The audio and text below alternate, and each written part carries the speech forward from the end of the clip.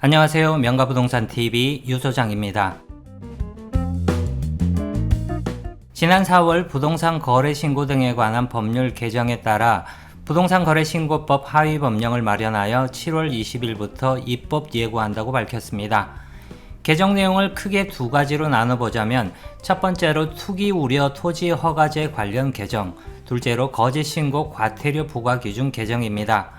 이 중 현실적으로 관심을 가져볼 만한 것은 두 번째 내용인 거짓 신고 과태료 부과 기준 개정입니다. 바뀐 내용으로는 실제 거래 가격과 신고 가격의 차액이 30%를 넘는 거래 가격 거짓 신고에 대한 과태료 부과 구간을 신설하였다는 것입니다.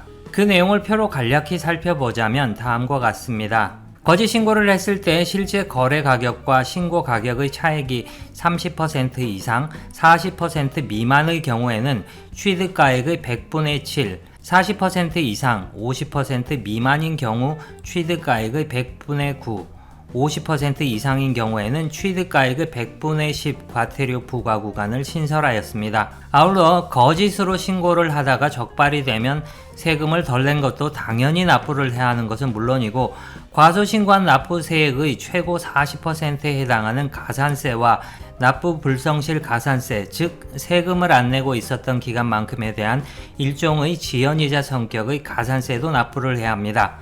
따라서 부동산 거래 신고 잘못했다가 걸리면 안 냈던 세금도 내야 하고 아울러 과태료, 가산세까지 납부해야 하는 상황이 벌어질 수도 있으니 각별히 주의해야 합니다.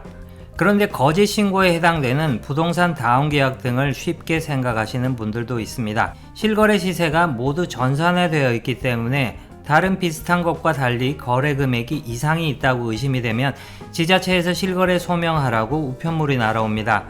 그러면 다음과 같은 소명 자료를 반드시 제출해야 합니다. 그리고 이상하다 여기면 세무조사도 받아야 하고 지자체에 불려가야 하는 경우가 생길 수도 있으니 정말 골치 아파지게 됩니다. 실거래 소명을 하라는 것은 부동산 매매를 완료하고 나서 얼마 안 돼서 날아오기도 하고 1년이 넘어서 실거래 소명을 하라고 하기도 합니다.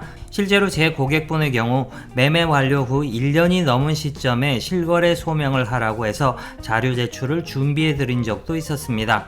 부동산 거래는 반드시 정상적인 거래 절차를 거치시고요.